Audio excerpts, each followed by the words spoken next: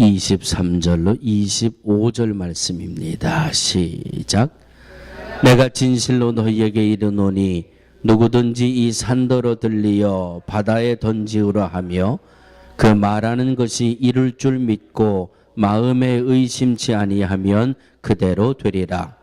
그러므로 내가 너희에게 말하노니 무엇이든지 기도하고 구하는 것은 받은 줄로 믿으라. 그리하면 너희에게 그대로 되리라. 서서 기도할 때에 아무에게나 혐의가 있거든 용서하라. 그리하여야 하늘에 계신 너희 아버지도 너희 허물을 사하여 주시리라 하셨더라. 이 말씀은 살아계신 하나님의 말씀입니다. 아멘. 오늘 말씀의 제목을 정하면서 저에게는 큰 도전이 됐습니다.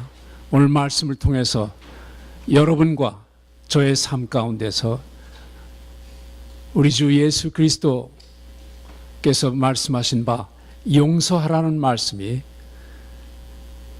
참으로 날마다의 생활 가운데서 이루어지기를 간절히 소원합니다. 용서란 스페니시 말로는 페르도나르라는 말을 씁니다. 페르도나르, 영어에는 pardon 하고 비슷하지요.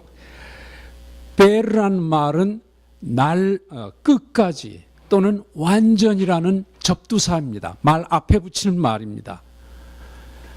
도나르란 말은 영어에 donation 한다, donate 주다라는 서바나 말입니다. 그래서 페르도나르란 말은 끝까지 주다, 완전히 베풀다, 그런 뜻입니다. 다시 말해서 주었다가 다시 뺏거나 주고서 생색을 내거나 하는 것을 말하지 않습니다. 예수님은 우리를 하나님과 화목시키기 위해서 이 땅에 오셔서 끝까지 사랑하셨다고 합니다. 그래서 우리를 저주와 우리의 모든 허물 가운데서 대속시켜 주셨습니다. 용서란 하나님의 아가페적인 사랑을 구체적으로 나타내는 말입니다. 누구를 또는 무엇을 용서한다고 할 때 우리는 영어로 forgive and forget 이런 말을 씁니다. 즉 용서하고 잊어버려라. 그게 흔히 쓰는 미국 사람들의 말입니다. 하나님이 우리 죄를 용서하실 때 용서하시고 아주 잊어버리셨다고 성경에 말씀하십니다. 한번 회개한 일을 되풀이 하나님 앞에서 반복하여 용서를 구하는 것은 마치 하나님 아버지를 건망증 환자처럼 우리가 취급하는 일입니다. 히브리서 8장 12절에 내가 저희 죄를 긍휼히 여기고 다시 기억지 아니하리라 하고 말씀하십니다. 그렇다면 우리 삶 가운데서 우리가 왜 용서해야 합니까? 여러분들 중에 혹시 마음속에 미워하고 용서하지 않는 사람 있으신 분 한번 손 들어 보시겠어요? 정직하게. 예. 어느 분이 손 들으셨습니다. 예. 우리가 조금이라도 우리 마음에 걸리는 분이 있을 줄 압니다. 저 사람 볼 때마다 기분이 나빠. 왠지 말하는 것도 보기 싫고 정말 하는 꼴도 보기 싫어. 이런 사람이 뭐 나하고 특별한 관계 없는데도 싫은 분이 있을 수 있습니다. 우리에게 해코지한 사람을 용서하지 못하고 미워하는 마음을 품고 있으면 실제로는 우리가 우리 스스로를 죽이고 있는 것이란 것을 알고 있습니까? 남을 미워하면서 즐겁게 미워하는 사람이 있습니까? 정도의 차이는 있지만 많은 사람이 세상을 살아가면서 나에게 해코지한 사람을 미워하고 증오하여 내 힘으로는 보복하는 것을 당연한 권리로 생각하고 있습니다. 그러나 하나님은 그렇게 생각하고 계시지 않습니다. 하나님은 원수를 사랑하고 용서하라고 말씀하십니다. 내가 너희에게 이르노니 너희 원수를 사랑하며 너희를 핍박하는 자를 위하여 기도하라고 말씀하십니다. 많은 사람들은 원수를 미워하고 증오하는 것이 실제로 자기를 고문하고 학대하는 것이라는 것을 모르고 있습니다. 어떤 의사는 병원에 입원하고 있는 환자들 중에 용서만 제대로 하면은 약 50% 정도의 환자는 금방이라도 퇴원할 수 있다고 말했습니다. 나에게 해코지한 사람을 용서하지 못하고 미워하는 마음을 품고 있으면 가해자인 나에게 보복하기보다는 실제로는 내가 나를 죽이는 결과를 가져온다는 말입니다. 용서의 반대말이 무엇일까요? 예? 용서의 반대말. 용서의 반대말. 사랑? 한국말을 잘 모르시는 것 같은데.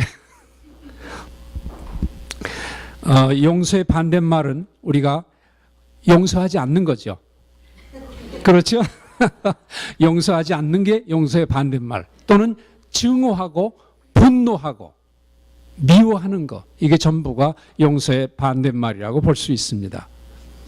가끔 TV 드라마를 보면 한국 드라마나 미국 드라마든 관계없이 특별히 나이가 드신 어른이 뜻하지 않는 사건으로 분노해가지고 아주 경로해가지고 소리를 지르고 그러는데 그 다음에 무슨 일이 일어나요? 뇌졸중을 일으키거나 심장마비를 일으키는 것을 우리는 자주 목격하게 됩니다. 그래서 잠언 4장 23절에는 이런 말씀이 있습니다. 무릇 지킬 만한 모든 것보다도 내 마음을 지키라. 생명이 근원이 이에서 남이니라. 미움, 증오, 분노는 우리를 죽이고 용서와 사랑은 엔돌핀을 우리에게 공급해서 다른 사람과 우리를 살려줍니다. 아멘. 용서 없이는 회개가 있을 수 없습니다. 용서와 회개가 없으면 영적 치유는 불가능합니다. 비록 신자이지만 죄를 짓지 않고 사는 사람은 없습니다. 죄를 지었으면 회개를 해야 된다고 성경은 말씀하십니다.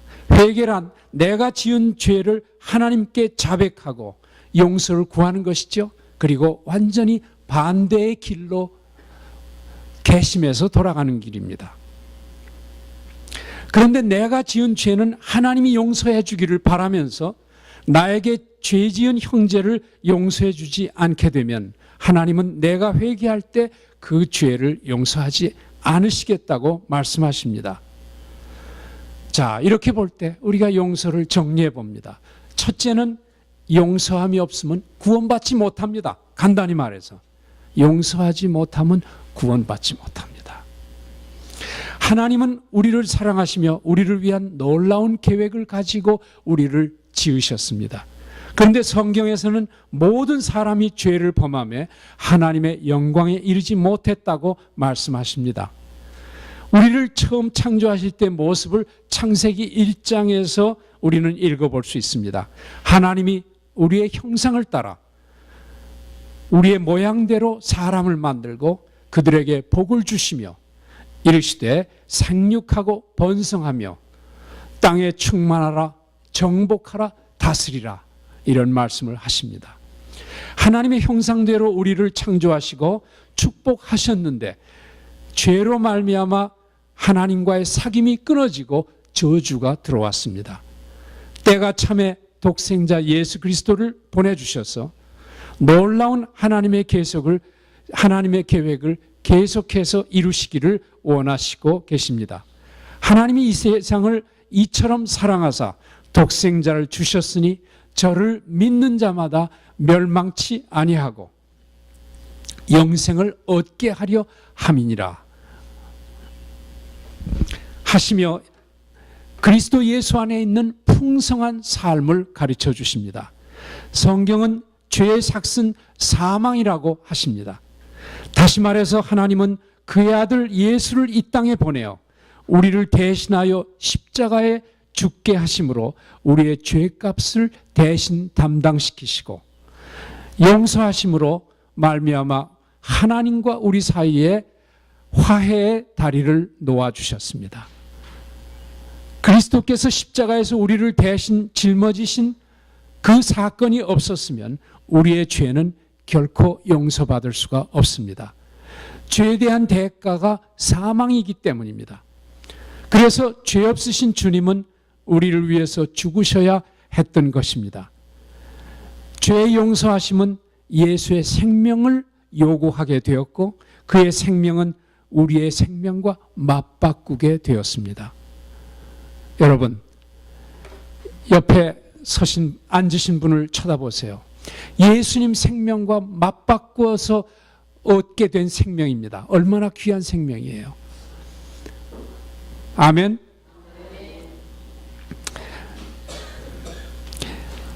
할렐루야. 이것은 마치 어떤 신하가 임금에게 1만 달란트의 빚을 지었는데 갚지 못해서 가족 한 사람 한 사람 모두와 그리고 전 재산을 팔아서 갚으라고 했습니다. 그런데 갚을 능력이 전혀 되지가 않은 것입니다. 그래서 너무 불쌍해서 임금님은 그 죄를 모두 탕감해 주었습니다. 그런데도 이 신하가 밖에 나가서 자기에게 거꾸로 빚진 사람이 있었는데 그 이웃에게 100데나리온이라는 채무를 갚지 못하자 이 이웃을 감옥에 가두고 채찍으로 때렸습니다. 이런 이야기를 임금이 듣고서 임금이 분노하셨습니다. 너는 내가 너에게 1만 달란트의 빚을 졌는데 너무 불쌍해서 너와 너의 가족들을 모두 용서해 줬는데 너는 기껏해서 100데나리온의 부채를 너에게 진 너의 친구를 감옥에 가둬놓고 매로 치다니 그건 말이 될 수가 없다. 그러면 1만 달란트의 부채와 100데나리온의 부채는 얼마나 차이가 나는 것입니까? 1만 달란트는 그 당시에 일반 노동자들이 16만 년 동안 일해야만 받는 보수라고 했습니다. 하나도 쓰지 않고 쌓아놨을 때 16만 년 동안의 일을 해야 됩니다. 그러니까 몇 번 일생을 수천 번 살아도 그거를 갚을 수가 없는 것입니다. 100데나리온이라는 것은 뭐냐면 1데나리온이 하루의 노동 품삯이에요. 그럼 100데나리온이면 3개월 남짓한 3, 4개월의 노동자의 품삯이 그 100데나리온이에요. 100데나리온하고 1만 달란트하고는 게임이 안 되는 거죠. 바로 우리가 하나님 앞에서 우리가 범죄한 것은 1만 달란트의 부채와 같은 것입니다. 우리가 친구나 이웃에게 진 부채, 서로 친구 사이에 지은 부채가 100데나리온의 부채와 같다는 얘기입니다. 그러면은 우리는 예수 그리스도가 십자가에서 우리를 위해서 죽으신 그 피의 공로로 말미암아 생명을 얻었는데 그 생명에 값하고 우리가 친구 사이에 인간 사이에 지은 그 원한 관계 그거하고 어찌 비유할 수가 있습니까? 여러분, 용서 우리는 해야 됩니다. 아무리 분하고 억울하고 해도 하나님 앞에 우리가 얻은 생명에 비해서는 아무것도 아니란 얘기입니다. 다시 말합니다. 용서가 없으면 구원도 없다. 아멘. 둘째, 용서는 우리 앞에 가로막혀 있는 산을 움직이는 믿음과 축복의 생명이 흘러가는 통로의 전제 조건이 됩니다. 하나님께서 오늘 말씀에 예수님께서 오늘 말씀 그 선어 구절에 그렇게 말씀하시죠. 산을 움직이는 믿음, 이걸 주시겠다고 합니다. 너희들에게 필요한 모든 것을 공급해 주시겠다고 주님은 말씀하십니다. 너희 앞에 너희를 가로막고 있는 모든 장애물들을 옮겨놓는 믿음을 너희에게 주겠다. 그래서 너희의 일상생활에 필요한 필요를 채워주겠다 하고 주님은 말씀하십니다. 그런데 그 뒤에 뭐라고 되어 있냐면 마지막 절에 그러나 너희가 내게 나올 때 너희 마음에 다른 사람에게 대한 혐의가 있으면 용서해라. 그래야만 하늘에 계신 너희 아버지도 너희 허물을 용서할 것이다. 이게 무슨 뜻인가 잘 생각해 보세요. 왜 앞에 거하고 연결시켜서 그런 말씀을 해주셨을까? 앞에 하나님은 축복의 말씀을 주셨어요. 산을 움직이는 믿음을 주겠다. 너희가 내 이름으로 기도하면 내가 공급해 주겠다. 그런 말씀을 하시고 갑자기 용서하지 않으면은 하늘에 계신 아버지도 용서하지 못한다.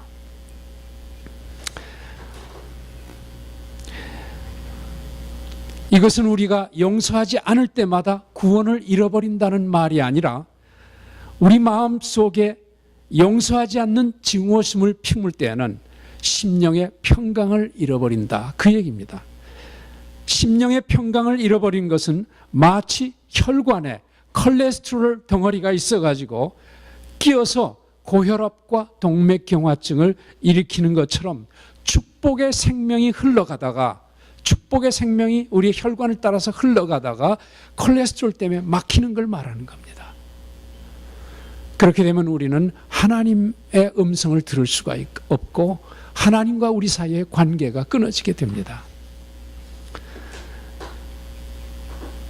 요컨대 용서는 우리 혈관에 있는 악성 콜레스테롤을 제거해 주는 것입니다. 아멘.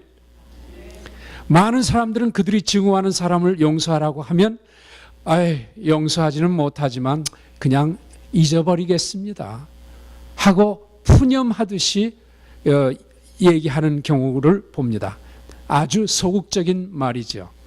여기에 대해서 성경은 이렇게 말합니다. 너희가 땅에서 매면 하늘에서도 매일 것이고 땅에서 풀면 하늘에서도 풀리리라. 이렇게 말씀하십니다. 성령님은 거룩하신 하나님의 영으로서 전지전능하신 분입니다. 우리는 설사 우리가 미워하는 사람을 보거나 생각하지 않음으로써 잊어버릴 수가 있을지 모릅니다. 그러나 거룩하신 성령님은 모든 지식에 통달하신 분이라 우리가 누구에게 원한을 갖고 있는데 잊어버린 거 다 아십니다. 우리가 누구하고 사이가 나빠서 불화하고 있는 걸 다 아신다는 말입니다. 우리가 아버지께 드리는 기도와 교제의 통로는 막혀버리고 하나님의 축복과 생명의 통로가 차단되고 썩게 됩니다. 기도줄이 막힌 사람은 먼저 자기의 회개치 아니한 죄가 있는지 살펴보아야 되고 또 용서치 않는 이웃이나 친지, 형제 사이가 있는지 살펴보아야 됩니다. 이렇듯 용서가 얼마나 중요하냐 하면 마태복음 6장 9절에서 13절까지는 제자들이 예수님께 나와서 예수님 기도하는 방법 좀 가르쳐 주십시오. 그랬더니 예수님께서 가르쳐 주신 것이 우리 주기도문이었습니다. 아멘. 예, 주기도문에 보면은 우리가 우리에게 죄진 자를 사하여 준 것 같이 우리 죄를 사하여 주옵시고 이런 말이 꼭 들어가 있어요. 그러니까 우리는 주기도문 예배 때마다 주기도문을 끊임없이 저희들은 빠뜨리지 않고 합니다. 그런데도 불구하고 우리 마음속에 용서하지 못하는 일이 있으면 왜 그렇습니까? 그 다음에 예수님은 그 뒤에 바로 14절 15절에 덧붙여서 또 한 번 강조하십니다. 너희가 사람의 과실을 용서하면 아버지도 용서하시지만 그렇지 아니하면 아버지께서 너희 죄를 용서하지 않을 것이라 하고 다시 한번 말씀하십니다. 반복하는 것은 그만큼 중요하다는 뜻입니다. 베드로가 예수님께 다시 나와서 얘기합니다. 형제가 내게 죄를 범하면 몇 번이나 용서해야 될까요? 7번까지 하면 되지 않겠습니까? 하고 베드로가 묻습니다. 예수님은 7번뿐만 아니라 70번씩 7번이라도 용서하라. 70번씩 7번이면 몇 번입니까 전부? 490번입니다. 다시 말하면 끝까지 완전히 용서해야 된다고 말씀하시는 겁니다. 여러분들 혹시 중고등학교 때 삼국지연이라는 책을 읽어보신 적이 있어요?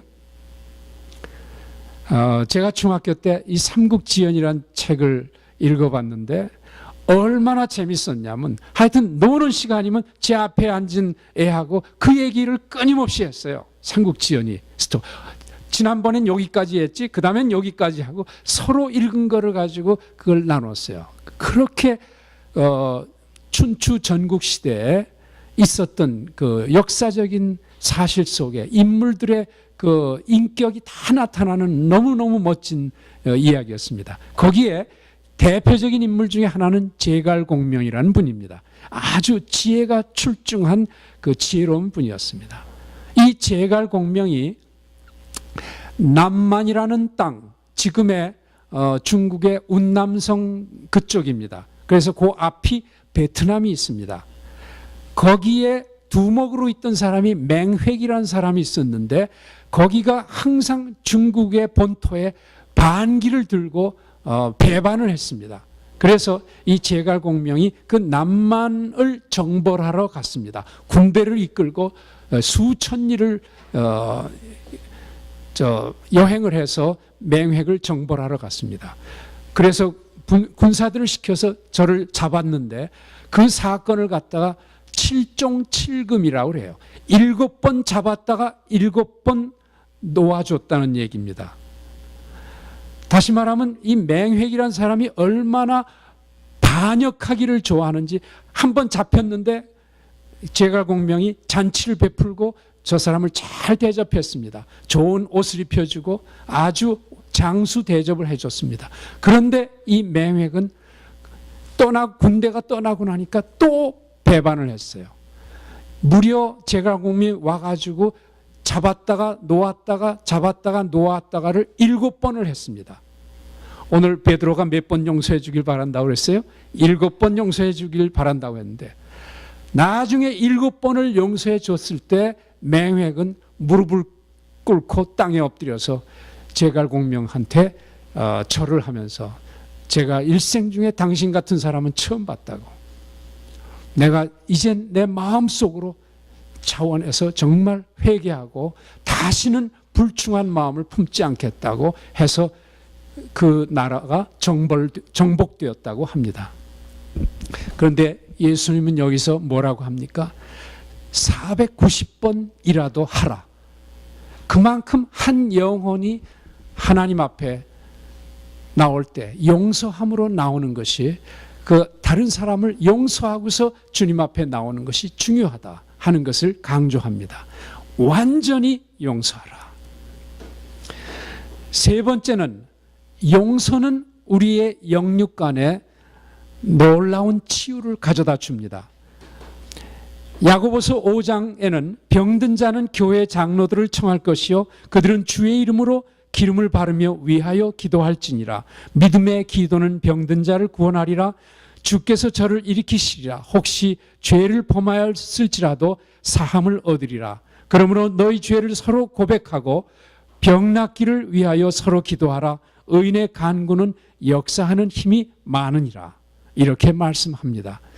기름을 바르며 기도한다는 말은 성령 안에서 기도한다는 말을 의미하는 것 같습니다. 즉 우리가 그냥 되는 대로 기도하는 게 아니라 신령과 진정으로 기도하는 것을 의미합니다. 믿음의 기도가 응답되는 것은 단순히 그들의 기도가 믿음으로 나왔다고 해서 주여 믿습니다 이렇게 기도한다고 해서 된다는 뜻이 아니라, 하나님의 약속의 말씀과 하나님의 뜻, 거기에 따라서 우리가 기도할 때 하나님께서 들어주신다고 하십니다. 이거는 우리가 요한일서 3장에도 같은 말씀이 있습니다. 또 요한일서 5장에도 똑같은 말씀이 있습니다. 우리가 하나님이 우리가 책망할 것이 없을 때, 하나님 뜻대로 기도할 때 우리 안에 담대함이 생겨서 하나님 앞에 나아갈 수 있다고 얘기합니다. 그럴 때 하나님께서 귀를 기울여서 우리의 기도를 들어주신다고 했습니다. 하나님은 병 고치는 것을 언제나 최선으로 생각하시지는 않습니다. 때로는 우리의 생명을 받으심으로써 이 세상을 떠나가는 것을 하나님이 기뻐하실 수도 있습니다. 다시 말하면 우리의 생각과 하나님의 생각은 같지 않습니다. 바울 사도 같은 분은 자기가 몸에 있는 그 연약함과 지병으로 말미암아 3번이나 하나님한테 간절히 기도했다고 합니다. 그런데 예수님께서는 내 은혜가 네게 족하다 하고 답변을 했습니다. 때로는 하나님께서는 우리에게 가장 좋으신 것이 무엇인지 우리가 잘 모를 때가 있습니다. 그렇지만 기도하는 것은 우리가 할 일이고 치료하시는 것은 하나님이 베푸시는 것입니다.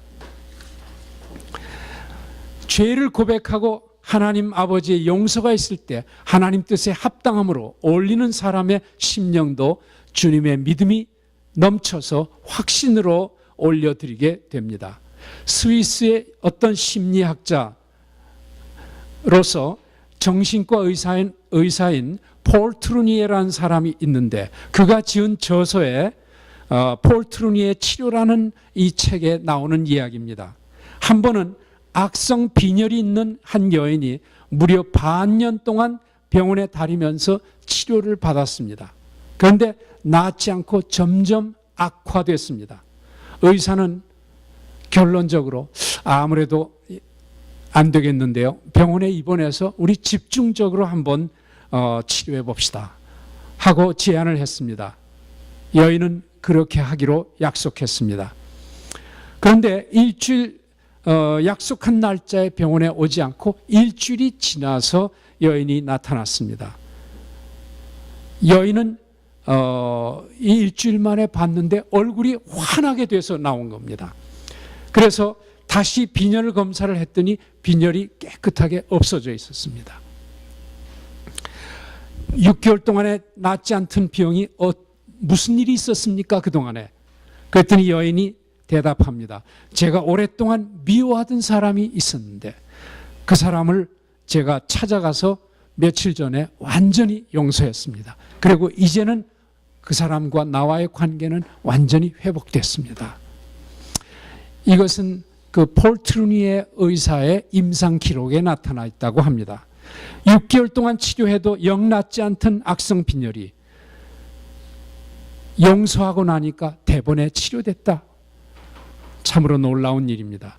성경은 우리가 하나님의 뜻대로 기도할 때 우리의 기도를 들으시고 무엇이든지 응답하신다고 하십니다. 우리가 잠깐 동영상을 우리 보시겠습니다. 우리 사람과 사람 사이의 관계에도 원한이 있고 증오심이 있고 용서하지 못하는 일이 있는데 국가와 국가 사이에 민족과 민족 사이에도 이런 어려운 일이 있습니다. 오늘 용서란 주제를 가지고 우리가 그 민족 간의 갈등이 지난 40년 동안 이스라엘에서 팔레스타인과의 어떤 관계를 보여주고 있는지 이건 인류의 비극입니다. 지난 40년 동안에 어느 한 달도 팔레스타인에서 총 쏘고 싸워서 죽이지 않은 날짜가 그런 달이 없었다고 합니다.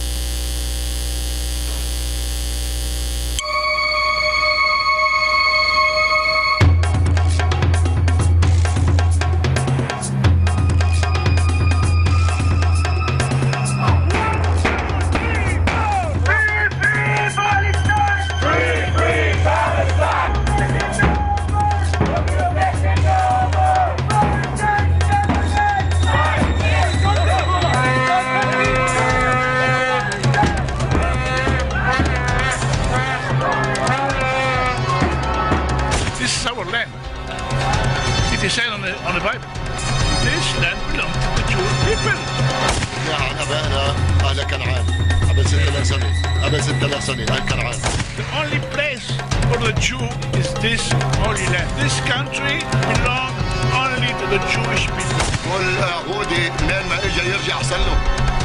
هذه بلاد اهلها، هذه بلاد اللي رحلوا.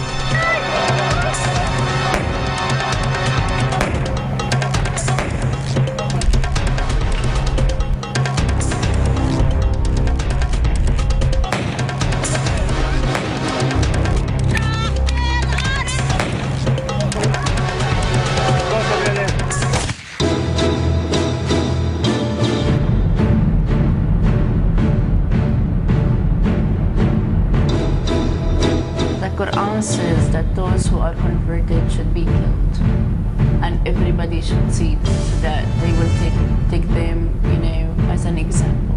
There is a punishment for it, which is death by cutting the head off if the person does not go back to Islam. This was a man who was eventually murdered by Palestinian extremists who couldn't accept the fact that he, who was born a Muslim, found a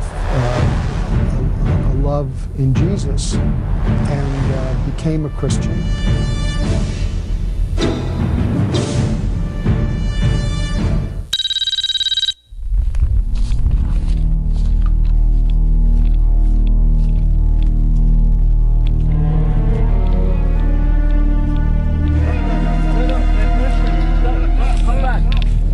הגענו רק בשביל 5 דקות שהם יכולים לדבר עם האנשים, רק 5 דקות.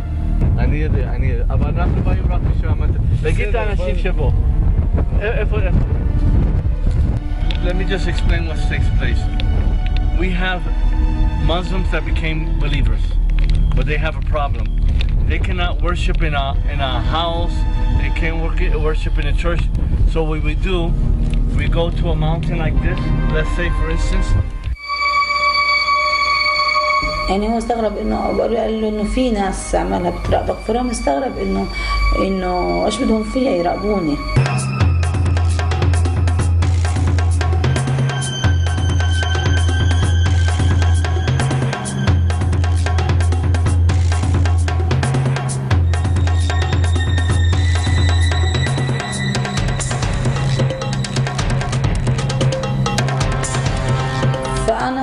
فاحنا قلقنا خلص عرفنا انه لانه بعد هيك صار رمزي يسال وين انت ففهموا هذولاك فسكروا الجوال. This man like kind of people like strict people, they was speaking to him that you would believe in our thoughts, in our belief. They said no, I believe just in Jesus.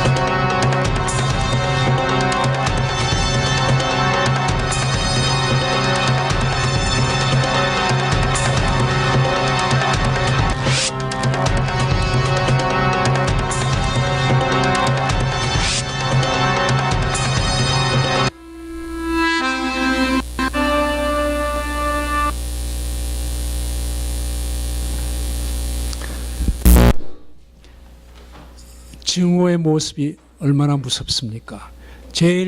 아까 동영상 제일 처음에 어린아이가, 소년이 이렇게 손을 흔든 거 여러분들 보셨죠? 어린아이 때부터 그 마음속에 증오심을 품을 수가 있습니다. 그 증오는 성장하면서 무서운 힘을 발휘하고 그거는 얼마나 큰 결과를 나타난지 알 수 없습니다. 우리는 요한복음 8장에 서기관들과 바리새인들이 간음 중에 붙잡힌 여인을 끌고 와서 예수님 앞에 밀쳐내버리는 장면을 우리는 아십니다. 모세 율법을 인용해서 이 서기관들과 바리새인들은 이 여자를 돌로 쳐 죽여야 된다고 주장합니다. 그래서 예수님, 선생님은 어떻게 생각하십니까? 하고 예수님께 따져 묻습니다. 예수님은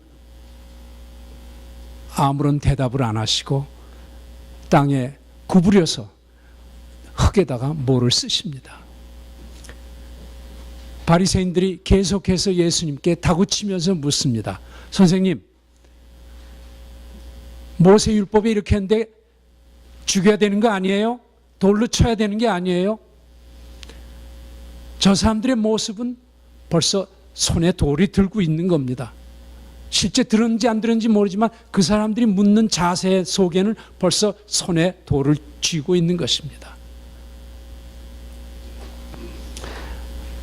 예수님은 한참 쓰다가 일어나셔서 너희 중에 죄 없는 자가 먼저 쳐라.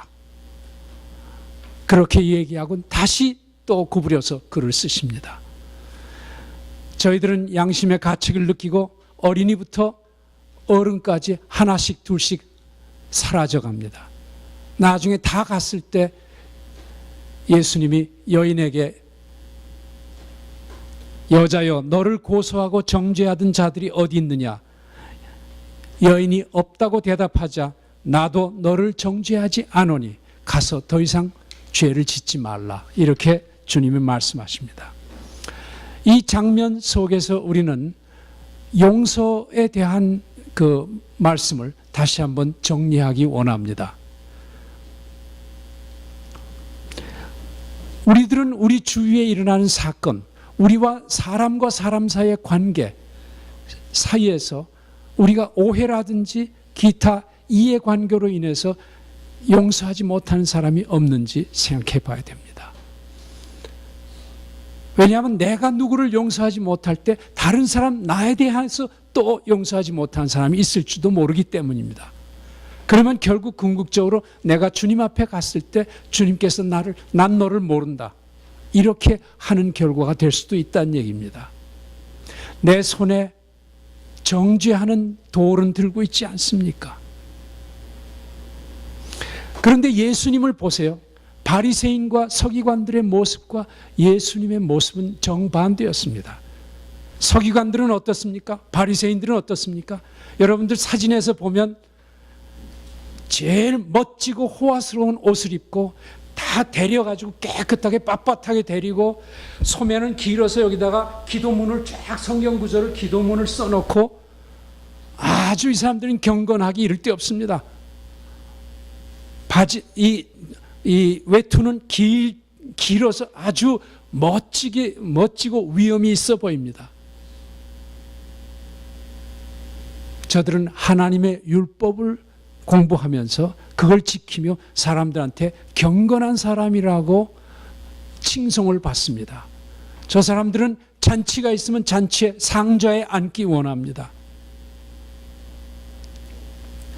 그리고 사람들이 있는 데서는 특히 큰 소리로 기도합니다. 존경을 받기 원합니다. 그런데 예수님은 저 사람들 보고 뭐라고 얘기하면 회칠한 무덤 같은 자들이요 하고 아주 예수님으로서는 좀 이상하게 날카로운 말씀으로 저들을 야단치는 것을 봅니다. 회당에다가 헌금을 하고서 부모를 섬기는 몫으로 대신했다. 그렇게 해서 부모를 섬기지 않습니다. 왜? 부모 섬길 돈 가지고 회당에다 헌금했다. 이렇게 얘기를 합니다.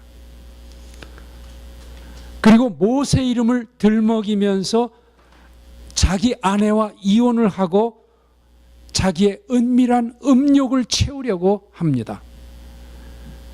그리고 순진한 과부들의 재산을 갈취하려고 했습니다. 이것이 서기관과 바리새인들 중에 상당히 많은 사람들이 그렇게 했다고 합니다. 저들은 눈을 번뜩이면서 피에 굶주려 여인을 정죄하며 자기의 의롭다는 것을 증거하기를 원했습니다. 우리는 대부분 교회를 10년 또는 20, 30년 다닌 사람들입니다. 우리는 어떻습니까? 혹시 바리새인과 서기관의 모습이 내 모습이 아닌지. 그런데 예수님은 바리새인들 모습과는 달리 목수의 아들로 그저 보통 옷을 입고 그날도 길을 가다가 바리새인들을 만난 것입니다.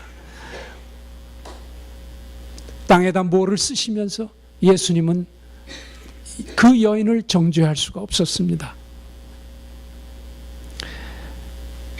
경건스러운 서기관과 바리새인들의 양심이 예수님의 그런 모습에 찔렸습니다. 예수님이 죄 없는 자부터 먼저 치라 했을 때는 도저히 그 자리에 서 있을 수가 없었던 것입니다. 우리 심령 속에 용서하는 마음이 없으면은 용서와 사랑의 돌이 깔려 있는 천국에 우리가 어떻게 들어가겠습니까? 지난 20년 동안 친구처럼 동생처럼 사귀는 김 집사님이라는 분이 있습니다.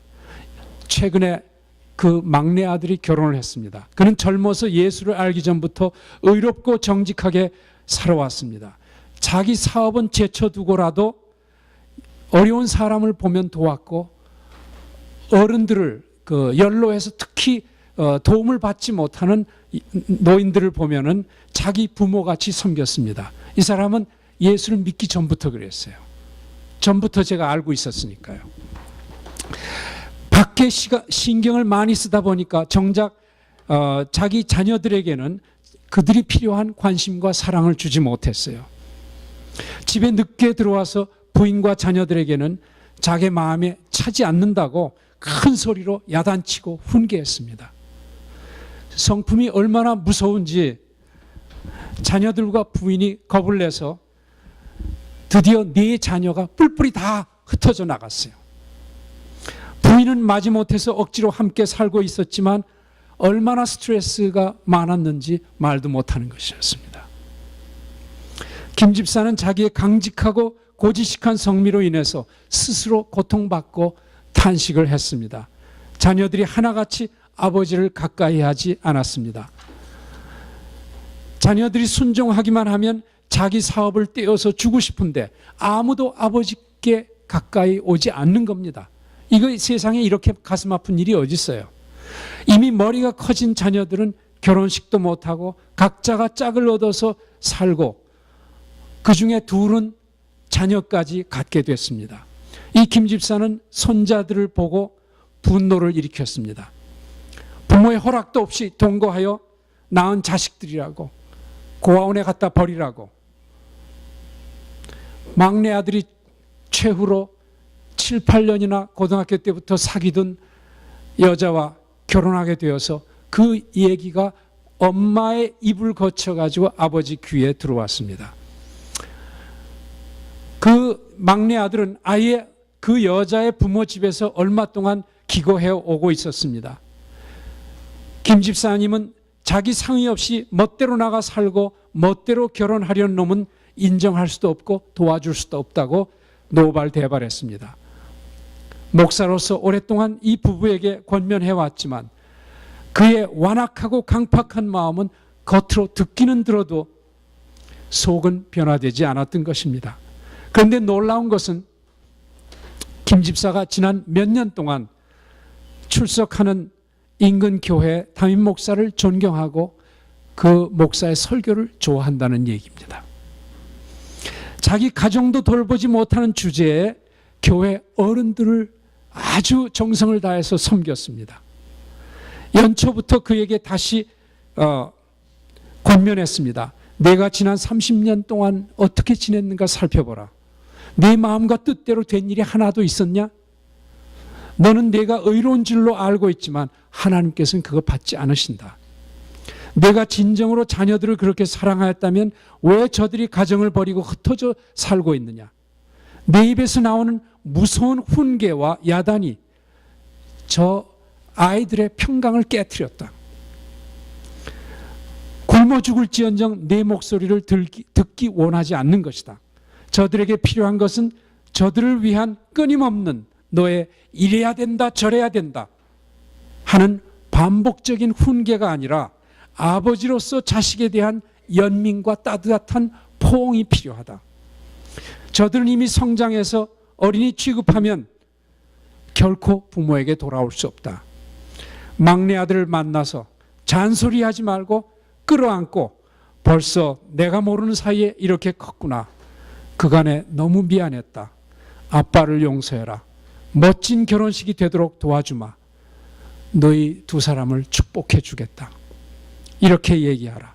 막내 아들을 통해서 알아본 그 며느리에 될 사람의 부모는 제가 듣기에도 이런 부모가 세상에 있을까 할 정도로 가증스럽게 느껴졌습니다. 사실상. 그렇지만 저는 김 집사에게 단호히 명령했습니다. 내 마음속에서 며느리와 며느리 부모에 대한 증오감을 예수님 앞에 완전히 내려놓아라. 저들을 내 마음에 묶어두는 동안은 내 심령에 평강은 없을 줄로 알아라. 그리스도께서 내 마음의 진정한 주인이 되시도록 내 자신의 생각을 내려놓아라. 지난 30년 동안 주인이 되어 힘에 지치도록 해보았지만 내 가정은 풍지박산, 내 몸은 병투성이 만신창이가 되지 않았느냐. 그러나 주님이 너를 사랑하셔서 이제 하나님 말씀을 가까이 하게 하심은 은혜 중에서 은혜다. 이제 그 은혜를 헛되게 하지 말고 성령님께 내 자신을 온전히 드려라. 내 고집을 버려라. 내 아들과 며느리를 사랑해주고 사돈댁도 증오해서 풀어주라. 저들을 위해서 축복하고 기도하라. 언젠가 저들도 그리스도께로 나오도록 기도하라. 저들이 내 축복을 받으면 좋거니와 거절하면 그 축복이 너에게 다시 돌아온다. 내 마음에 하나님의 평강을 가지라. 이렇게 얘기했습니다. 김 집사는 얼마나 사돈댁에 마음 쓰는 것이 가증스러웠는지 몇 주 전까지만 해도 결혼식에 참석하지 않으려고 했습니다. 그러자 제가 강권하는 바람에 억지로 끌려오는 듯 했는데 이번에는 그러면 내가 머리를 빡빡 깎고 결혼식에 참석하겠다고 하면서 자기의 증오심을 드러내려다가 제가 호통치는 바람에 굴복했습니다. 속에 있는 자아가 끝까지 몸부림치면서 발악했던 것입니다. 속에 들은 돌을 내려놓지 않으려고 끝까지 발버둥 쳤습니다.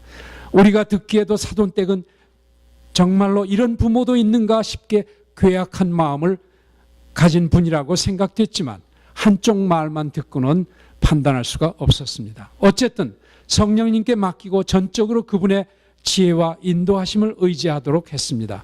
감사한 것은 아들과 며느리가 김 집사가 다니는 교회 전도사를 통해서 김 집사 모르는 사이에 올바른 크리스찬 가정을 이루기 위한 성경 공부를 몇 달 동안 해왔다는 얘기입니다. 할렐루야.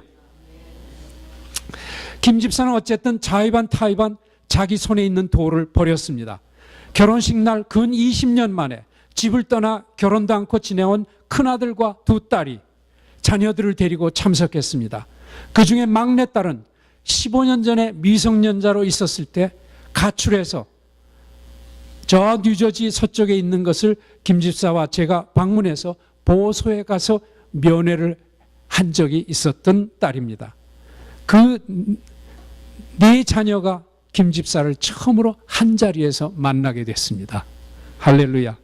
김 집사는 결혼식 날 삭발도 하지 않고 멋진 턱시도에 부인은 아름다운 한복으로 예식장에 나왔습니다. 손자 손녀들이 플라워 걸 링보이로 단장하면서 나왔습니다. 저들을 바라보는 그 두 사람의 김 집사 부부의 얼굴에 미소가 어렸습니다. 수십 번의 결혼식을 참석해 본 저지만 이렇게 감동적인 결혼식은 본 적이 없습니다. 김 집사는 마침내 자신만의 의의와 증오의 돌을 버리고 용서의 포옹을 했습니다. 앞으로 성령께서 저들을 어떻게 인도할지 크게 떨리는 마음으로 기대됩니다. 아직 그 얼굴이 완전하지 않아서 옆에서 보기가 조금 불안합니다.